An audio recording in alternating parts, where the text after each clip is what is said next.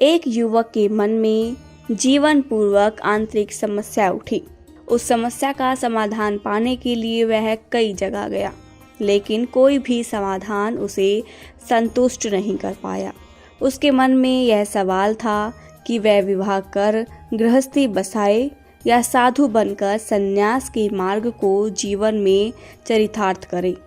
जिसके पास भी जाता वह अपना मार्ग ही श्रेष्ठ बताता। संत जन कहते हैं सन्यासी बन जाओ, शादी कर ली तो बहुत दुख पाओगे। और गृहस्थ कहता है विवाह कर लो, गृहस्थी बसा लो, सन्यासी बन जाओगे तो बहुत पछताओगे। एक दिन वह किसी फकीर के पास पहुंचा और उसने कहा, मैं अभी तक समझ नहीं पाया हूँ कि मैं क्या निर्णय करूँ।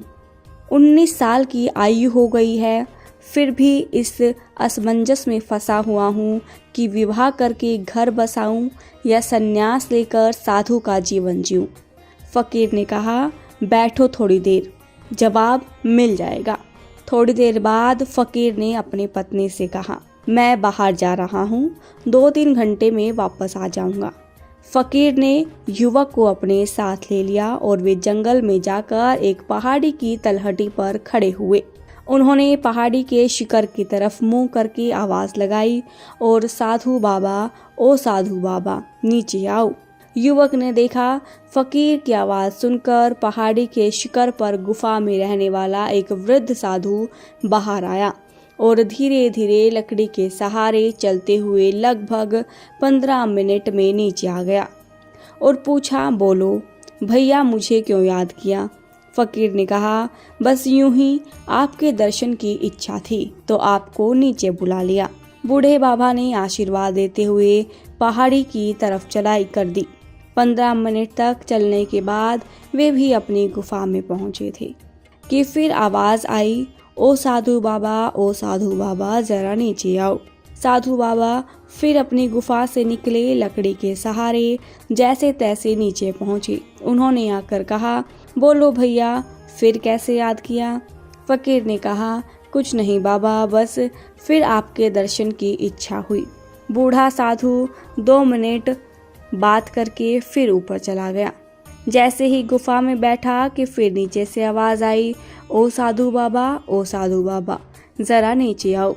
बूढ़ा साधु, जिसकी कमर झुकी हुई थी, चेहरे पर झुर्रियाँ छा चुकी थी, घुटनों में दर्द भी होगा, तब भी लकड़ी का सहारा लेकर एक बार फिर धीरे धीरे नीचे आया और नीचे आकर पूछा, बोलो भैया, कैसे याद किया?